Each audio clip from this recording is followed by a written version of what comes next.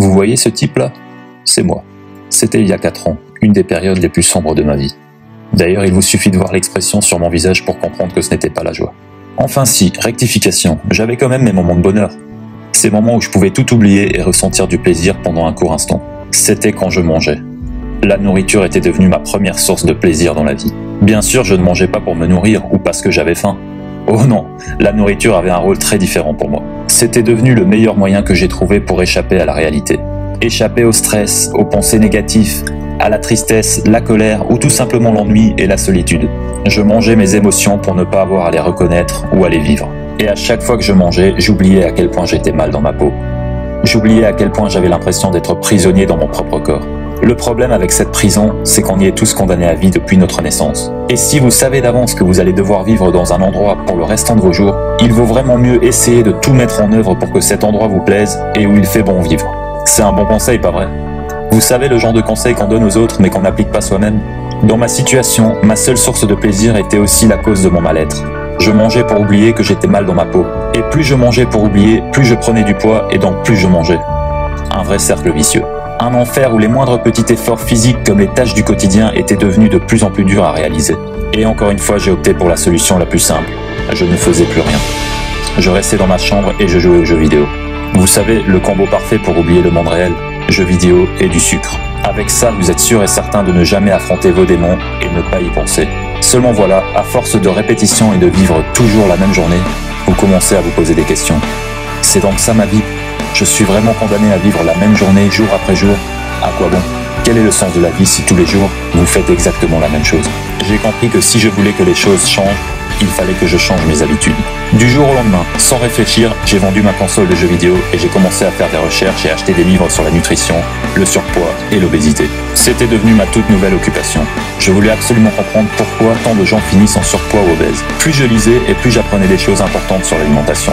Des choses qu'on devrait nous apprendre à l'école pour le bien de nos enfants et pour notre santé. Je savais maintenant exactement ce que j'avais à faire pour changer ma situation. Il ne me restait plus qu'à mettre en pratique ce que j'avais appris. Je me suis inscrit dans une salle de sport et j'ai commencé à créer une nouvelle habitude. Bien sûr, le plus important était de changer mes habitudes alimentaires. À cause de mon addiction au sucre, mes anciens démons ont fini par me rattraper plusieurs fois, mais je me suis toujours relevé. Vous savez quoi? C'est tout à fait normal de tomber. À chaque fois qu'on tombe, on apprend une leçon et on se relève encore plus fort qu'avant. J'ai compris que notre corps était le reflet de ce que nous mangeons. Vous avez d'ailleurs certainement déjà entendu cette expression « tu es ce que tu manges ». Eh bien, c'est tout à fait ça. La quantité de nourriture n'a rien à voir avec le problème de surpoids et d'obésité dans le monde, comme on aimerait nous le faire croire. Le véritable problème, c'est qu'on ne mange pas de la nourriture. Si vous cherchez le mot nourriture dans le dictionnaire, vous tomberez sur ceci. Substance qui entretient la vie d'un organisme en lui procurant des nutriments à assimiler. C'est vraiment tout le contraire de ce que la plupart d'entre nous mangeons. Toutes ces céréales, ce sucre, ces huiles végétales, ces pâtisseries, ces faux aliments industriels transformés, tout ça n'est pas de la nourriture. Ce ne sont que des substances auxquelles on rajoute du goût pour que vous preniez du plaisir à avaler. Mais ces faux aliments ne font absolument rien pour assouvir votre faim. La faim de nutriments, de vitamines, de minéraux et d'oligo-éléments. Tout ce qu'ils font, c'est nous remplir l'estomac de calories vides et de sucre avec tous ces faux aliments qui nous procurent du plaisir et finissent par nous rendre dépendants. J'ai très vite compris qu'il était en fait impossible de prendre du poids avec de la vraie nourriture, comme celle de nos ancêtres, chasseurs-cueilleurs. Nous avons évolué pendant des millions d'années avec une nourriture bien spécifique. Notre corps y est parfaitement adapté et c'est impossible de grossir en mangeant de la viande et des légumes, peu importe la quantité. L'homéostasie du corps régule parfaitement notre sensation de faim et de satiété avec la nourriture qui est faite pour nous. Notre corps reconnaît cette nourriture et déclenche des hormones qui signalent que l'on a assez mangé, sans même avoir besoin de compter, calculer ou de peser quoi que ce soit. Vous voyez, exactement comme les animaux dans la nature, qui mangent à leur faim sans jamais devenir obèses. Cette homéostasie ne peut bien sûr pas avoir lieu avec des faux aliments qui ne sont pas faits pour la consommation humaine comme le sucre, les céréales, les produits transformés, les pâtisseries, les sodas, etc. Pour consommer ce genre d'aliments, nous n'avons même pas besoin d'avoir faim. Ils agissent exactement comme des drogues et nous procurent du plaisir en stimulant la production d'endorphines.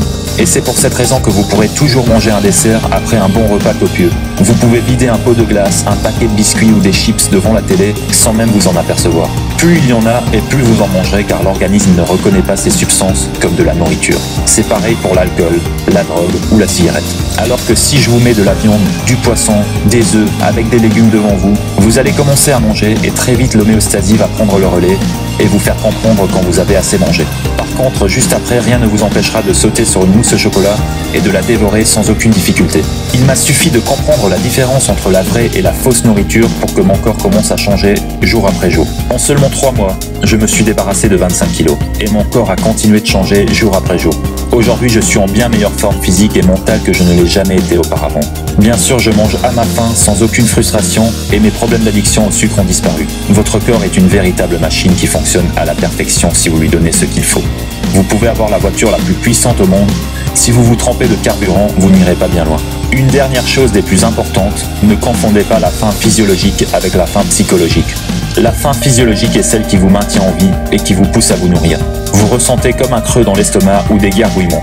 La faim psychologique, au contraire, est la fausse faim qui vous pousse à manger vos émotions. Elle surgit souvent dans des périodes de stress, de solitude ou d'ennui. Et elle se caractérise par l'envie de manger de faux aliments qui nous procurent du plaisir, même si le corps n'en a pas besoin. J'espère vraiment que cette vidéo vous fera comprendre que vos problèmes de poids ne sont en réalité pas de votre faute.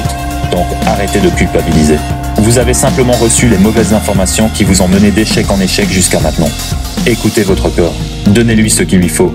Des protéines, des bonnes graisses et de l'eau. Vous trouverez tout ce qu'il faut dans la viande, le poisson, les œufs et les légumes. Toute autre chose que vous mangerez ne sera pas quelque chose dont votre corps a besoin. Donc forcément, il y aura des petits changements au niveau physique et mental. Aujourd'hui, pour certains privilégiés, nous avons la chance de pouvoir encore choisir ce que l'on mange. Ce serait dommage de gâcher cette chance en choisissant des aliments qui vous détruisent. Alors faites le bon choix, choisissez la vie et atteignez enfin votre plein potentiel. C'est votre droit et c'est ce pourquoi vous êtes sur cette terre. Merci à tous. Eh oh, attends, ne pars pas si vite. N'oublie pas de faire un tour dans la description pour télécharger ton contenu gratuit. Tu y découvriras un des secrets qui m'a le plus aidé pendant tout mon parcours de perte de poids. Alors n'hésite pas, rends-toi dans la description et télécharge ton contenu gratuit. So many times I didn't know which way to go. Seem like all my life I've been surrounded by lazy folks who just live their life no different from the day before. It was the same old song, so I turned